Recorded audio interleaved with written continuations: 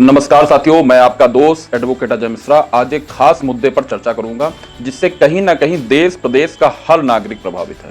देश जिन 4 स्तंभों पर टिका है उन स्तंभों में विधायिका, लेजिस्लेचर, कार्यपालिका, एग्जीक्यूटिव, न्यायपालिका, जुडिशरी और मीडिया शामिल है। देश और प्रदेश की आम नागरिक के साथ अगर कोई घटना घट जाती है तो वो अपनी रिपोर्ट लिखवाने या पुलिस स्टेशन अपनी शिकायत को दर्ज करवाने जाता है तो उसके हाथ पैर आज भी कांपते हैं। सोचिए, एक विक्टिम का ये हाल है।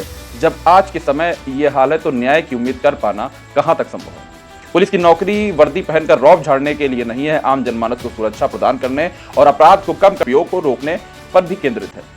गिरफ्तारी की आवश्यकता और औचित्य क्या है? पुलिस को किसी व्यक्ति को गिरफ्तार करने के लिए ठोस और उचित कारण होना चाहिए।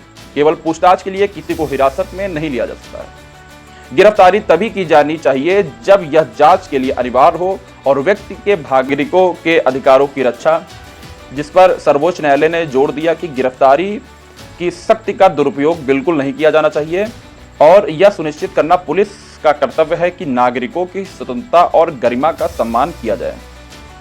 यह दिशा निर्देश व्यक्तिगत स्वतंत्रता की रक्षा और पुलिस की मनमानी शक्तियों पर अंकुश लगाने के लिए महत्वपूर्ण है। इस कोर्ट गिरफ्तारी और कस्टोडियल डेथ के बारे में कुछ गाइडलाइंस भी जारी करें, जिसके बाद सुप्रीम कोर्ट इस लेटर को स्वतः संज्ञान में लेकर पब्लिक इंटरेस्ट लिटिगेशन यानी PIL में बदल देती है और फिर इसकी सुनवाई शुरू हुई। इसी दौरान एक मामला और सामने आया था, अशोक के जौहरी वर्सेस यूनियन ऑफ इंडिया का मामला। इसमें दिल्ली के तिहाड़ जेल में हो रही अमानवीय घटना। Thank you so much.